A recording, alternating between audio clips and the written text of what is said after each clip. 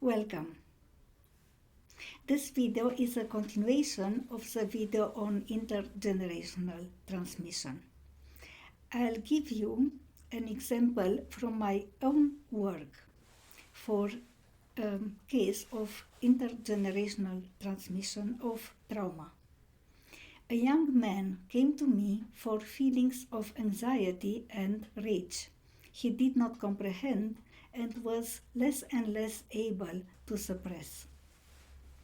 He was at the beginning of his career as a geologist and went often on expeditions. During the last 2 field works in Nepal, he had outbursts of anger with the Nepalese Sherpas, for which he felt ashamed. The Sherpas took distance from him, and his colleagues started to avoid to look him in the eyes. The amount of rage he felt inside alarmed him, and the levels of anxiety were also on the rise. He was good-natured and at the outside appeared full of vigor and cheer. Yet the gap between how he felt inside and the outer image he projected was widening. I asked him the usual questions about his background and found out the following. He was a son of parents who both flew regularly into rage, yelled at each other, and became even physically aggressive with each other. But never towards him. He also took care to leave the room. After an outburst of violence, both parents were remorseful, even cried, and for a while behaved themselves.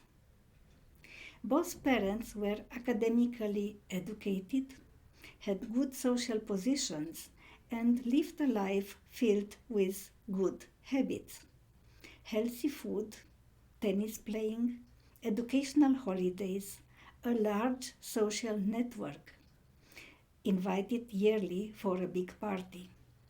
They kept themselves well informed about what was going on in the world, had subscriptions for the concert hall, the main theater in the metropolis, and the 3 main museums, the Van Gogh Rijksmuseum and the Museum for Modern Art. Yet, behind this cultural and socially unthrilling life, a lot of hidden drama was going on. Not only the violent quarrels. His mother suffered of chronic insomnia and took often sleeping pills and tranquilizers. When the family was alone home, she was mostly irritable, dismissive, and rebuffing. Her contact with her own parents was notably distant, as was the contact of his father with his parents.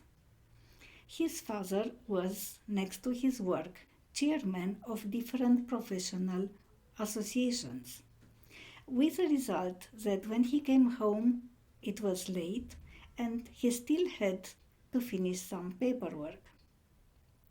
When home and free, the father enjoyed to talk with his son, from early age, about politics.